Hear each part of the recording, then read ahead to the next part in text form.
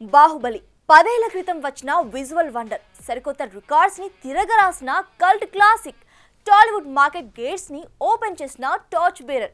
ఇప్పుడు దాన్నే మరోసారి వదులుతానంటూ రెడీ అయిపోయాడు జక్కన్న.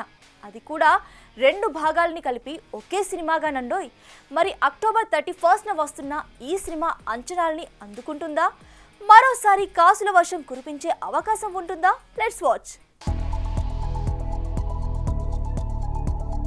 కాలాన్ని క్రీస్తు పూర్వం క్రీస్తు శకమని డివైడ్ చేస్తున్నట్టుగా తెలుగు సినిమాను బాహుబలి ముందు బాహుబలి తర్వాత అని వేరు చేయొచ్చంటే టాలీవుడ్ పై ఈ సినిమా ఎంతటి ఇంపాక్ట్ చూపించిందో అర్థమవుతుంది. 100 కోట్లే కష్టమనుకున్న తెలుగు సినిమాకు మొదట 1000 కోట్లు పరిచయం చేసిన సినిమా ఇది.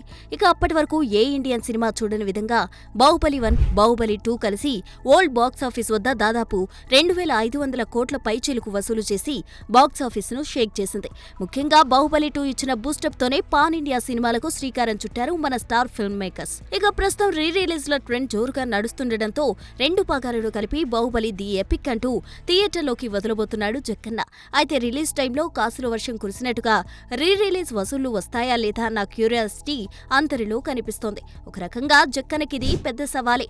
6 గంటల సినిమాను 3 గంటలకు కట్ చేస్తే మరింతగా బాగుంటుందని కొందరంటే, తెలిసిన కదే కనుక కొత్తగా చూడ్డానికి ఏముందని మరికొంతమంది చెవులు కొనుక్కుంటున్నారు. చూస్తే ప్రభాస్ ఫ్యాన్స్ తో పాటు మూవీ లవర్స్ వచ్చినప్పుడు ఎగబడతారేమో కానీ ఇప్పటికే 100 సార్లు చూసేసిన ఈ సినిమాకి మళ్లీ 100 కోట్లు అర్పించుకుంటారా అంటే అనుమానమే.